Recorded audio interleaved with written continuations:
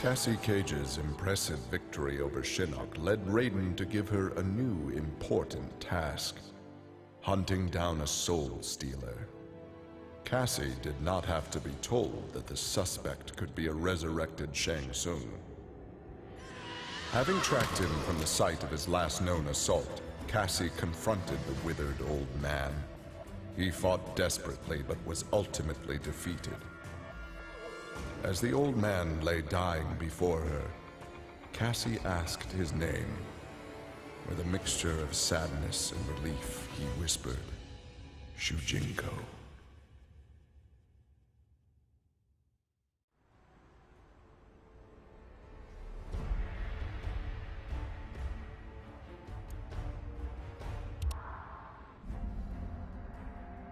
Devora's ultimate plan was not to destroy Shinnok, but to enslave him. She implanted larvae, her young, in his body to gestate. Having consumed the godlike power of their immortal host, Devora's offspring were unlike any Kaitin ever born. As they matured, they spread like locusts throughout the realms. Her army of Kaitin super drones brought glory to Devora, their beloved queen, and destruction to all.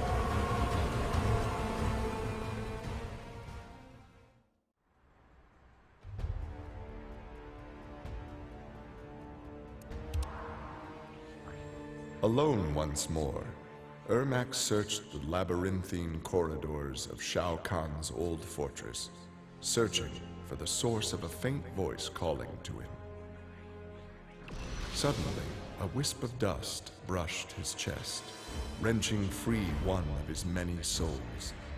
The dust took the form of a man who began to consume soul after soul. As the weakened Ermac stared helplessly, he recognized the mysterious figure. The sorcerer Shang Tsung, returned from death.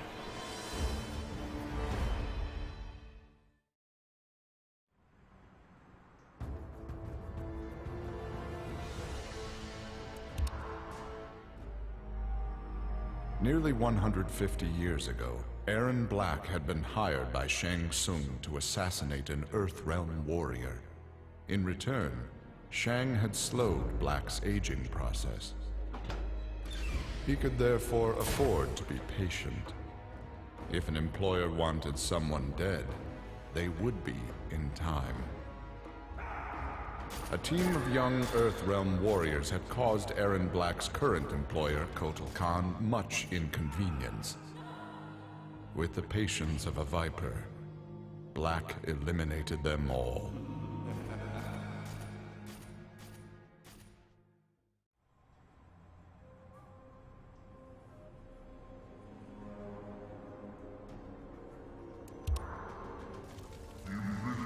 For many years, Farah and Tor were a symbiotic pair, as is natural with their species.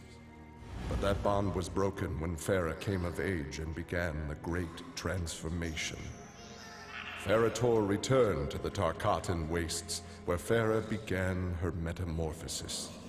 The process took an agonizing 3 outworld years, during which time Tor withered and died. Now a brute, Farah will be chosen by a rider. A new symbiotic pairing will be forged, and new battles will be won.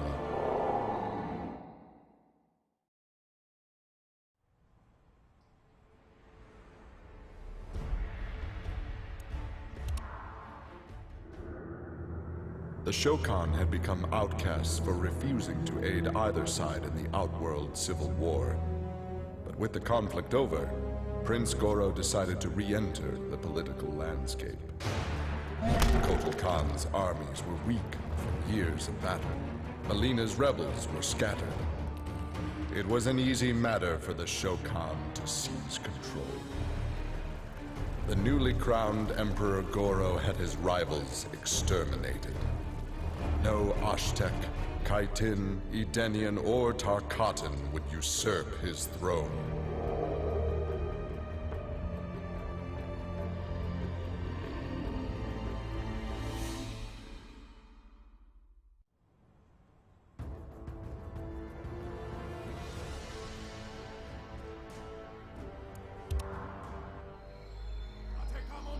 After his incursion into Earthrealm, Kotal Khan had become a prime target of Special Forces surveillance.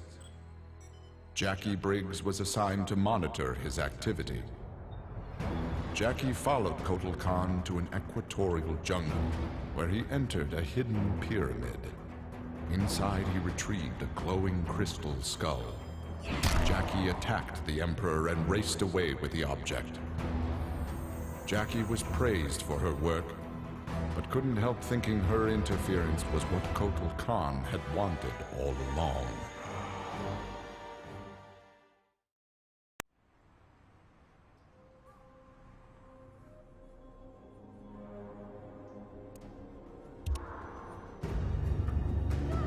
Like Scorpion, Jason Voorhees was a revenant. A vengeful spirit returned to life. Hundreds had fallen victim to his bloodlust. Liu Kang, now ruler of the Netherrealm, took notice. An immortal killer like Jason would be useful in his plans for conquest. He drew Jason into the Netherrealm and offered him an endless bounty of slaughter in return for his allegiance. Jason's simple reply was to destroy Liu Kang.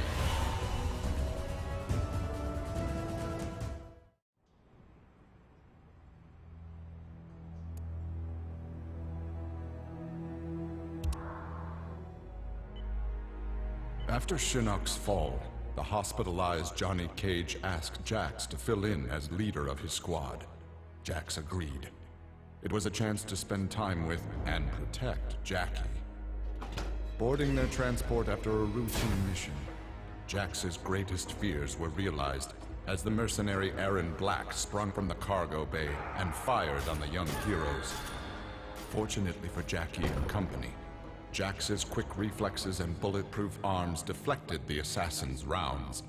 Jax quickly subdued Black, then slipped into shock as a red stain engulfed his chest.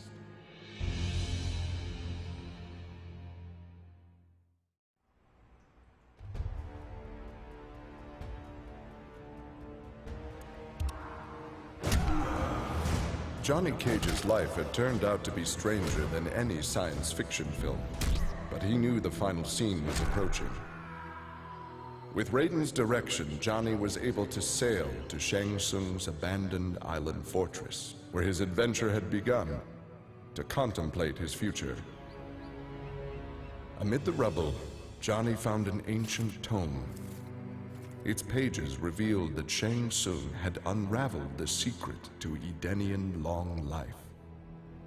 Johnny Cage's retirement would have to wait.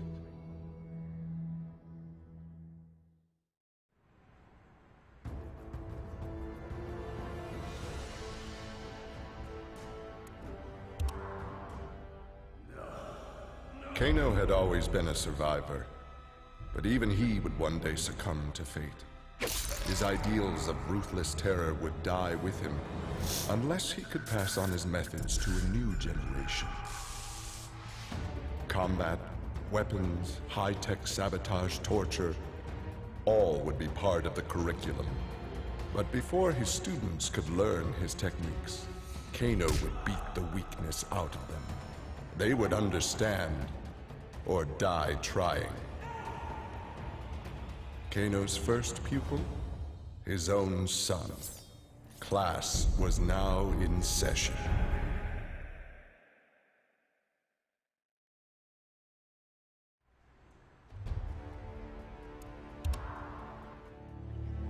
Having defeated Shinnok, Kenshi joined Takeda on his quest to avenge his mother Su-Chin's murder. Their travels took them to a cave where he and Takeda freed a man, Taven, encased in a stalagmite. Kenshi told Taven that his brother, Dagon, was the founder of the Red Dragon Assassin Clan. Dagon had not only murdered Su-Chin, but his and Taven's parents as well. Together, Kenshi, Takeda, and Taven lay siege to the Red Dragon base. Dagon fell victim to Kenshi's rage. Su-Chin's murder had been avenged.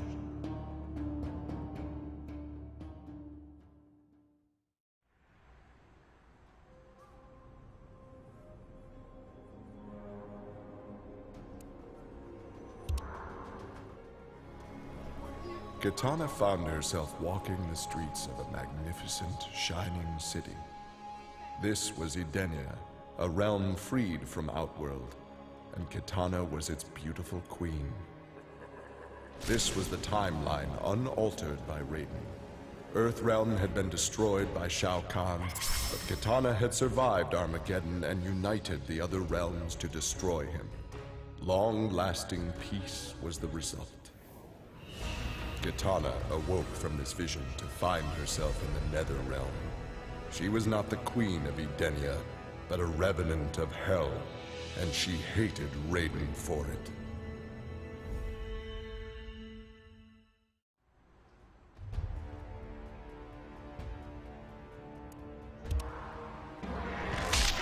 Kotal Khan returned to Outworld determined to rebuild his forces.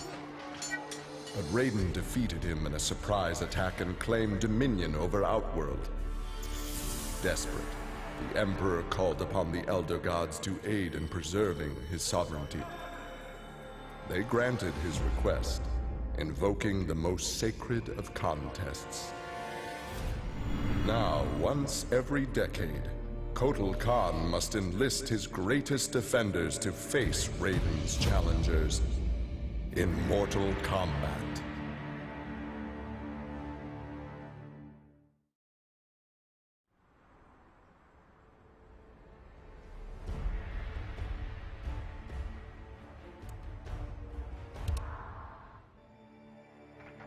For his role in saving Earthrealm, Kung Jin's family created a statue in his likeness for inclusion in Raiden's revered collection. But Kung Jin's thoughts were with one no longer accepted by his family, Kung Lao. Kung Jin set out to locate his cousin and found him in the Netherrealm. Raiden believed Kung Lao's tortured soul was forever trapped without Quan Chi's magic to free him. But Kung Jin knew the Shaolin were stronger than any sorcerer's spell. He vowed to help Kung Lao fight off the evil that had remade him.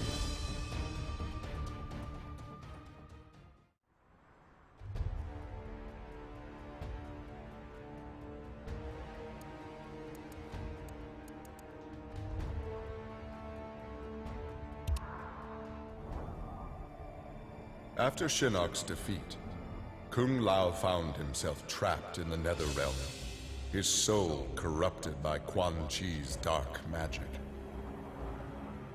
There he would have remained but for the aid of his cousin Kung Jin.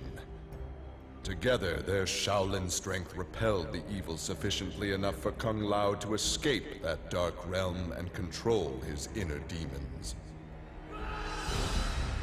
Compromised but not lost, Kung Lao now exists as an agent of vengeance. He will show evil no mercy.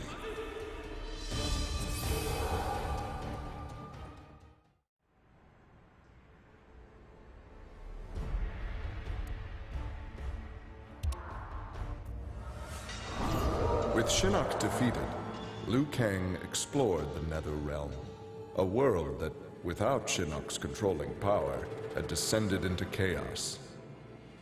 Liu Kang was no sorcerer or elder god, but his fighting skill was more than enough to beat Netherrealm's demons into submission. Liu Kang realized that Netherrealm was his for the taking, and that ruling appealed to him. He would assume Shinnok's throne and ponder the conquering of other realms.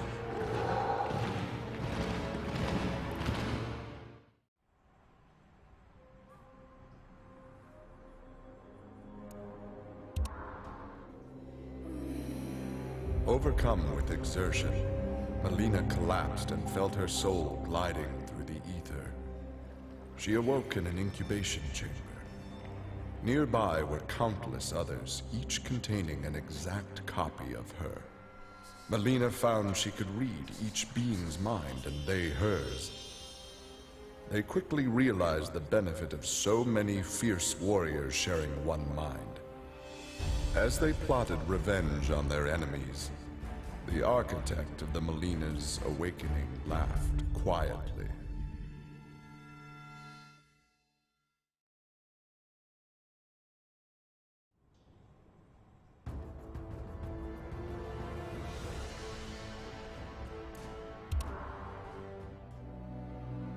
Quan Chi had long been a servant of Shinnok. His role in freeing him from imprisonment had not gone unnoticed by the Elder Gods. Shinnok was no longer a threat, but Quan Chi's actions had given rise to a new power. After much deliberation, the Elder Gods contrived a plan to rebalance this power before it grew further. Free will was burned from Quan Chi's soul and replaced with a single directive. He must kill Raiden.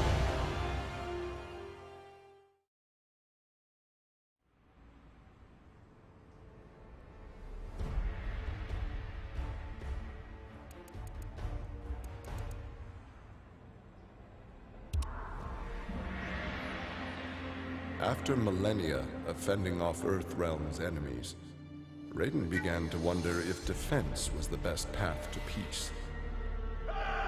In a change of tactics, Raiden and the Shirai Ryu attacked Kotal Khan's armies before they could rebuild. They decimated the Emperor's forces, leaving Outworld at their mercy. The victorious Raiden claimed dominion over Outworld. The first of many threats to Earthrealm had been removed.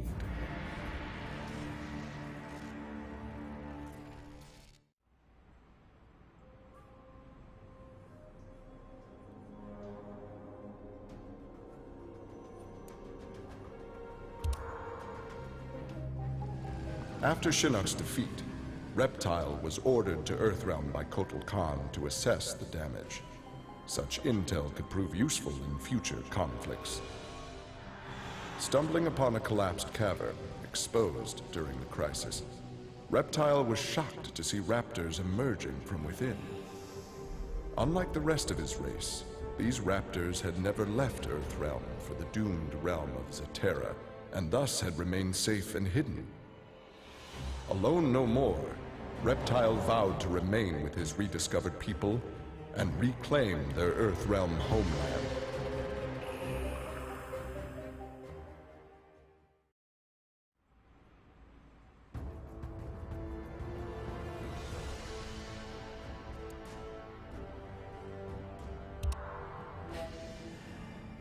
Remorse for his role in resurrecting Shinnok weighed heavily upon Scorpion's soul. His desire for vengeance had brought Earthrealm to the brink of destruction. Scorpion offered to perform harakiri to atone for his offense. But Raiden suggested a more productive alternative. Instead of death, Raiden sentenced Scorpion to life. He imbued Scorpion with a small portion of the Jinsei's power, linking him to Earthrealm's essence. Scorpion and his Shirai Ryu clan would protect the Jinsei and Earthrealm forever.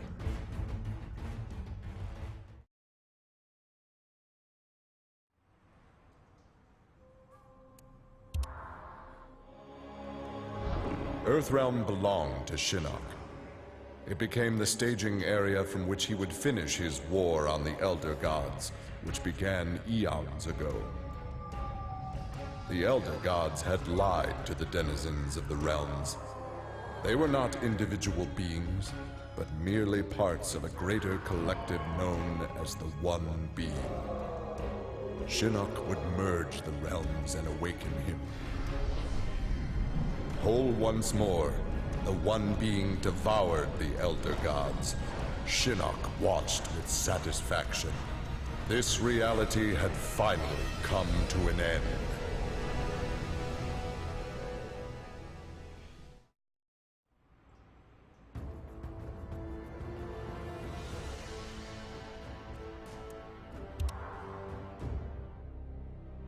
Exhausted by her ordeals, Sonya slipped into a deep sleep and began to dream. Kano held Jax and Cassie hostage. He made Sonya choose who would live and who would die. Seeing no way to free them both, she chose Cassie and screamed as Kano killed Jax before her eyes. Still screaming, she was awoken by Johnny. He had horrific news. Jax was dead by an assassin's bullet.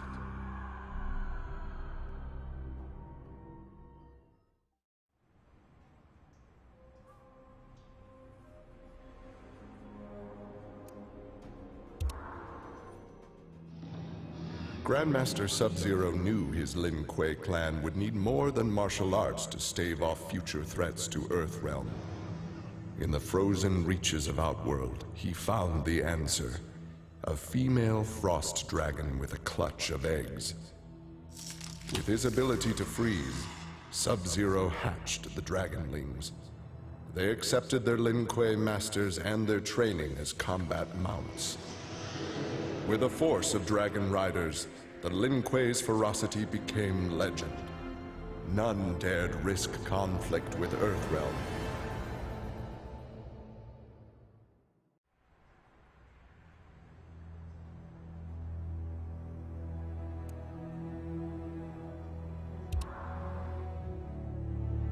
With Shinnok defeated, Takeda and his father set out to find his mother's killer, a member of the Red Dragon clan. Special Forces tech enabled Takeda to locate the clan's base and disguise himself and Kenshi as they infiltrated their ranks. Deep within the mountain stronghold, Takeda discovered an actual dragon, a prisoner of the clan. The creature used its magic to divine the murderer's name, then transport Takeda and Kenshi to a faraway cave. There they discovered a man encased in a stalagmite. The dragon had said this man would also have reason to confront Su Qin's killer. Takeda began to free him.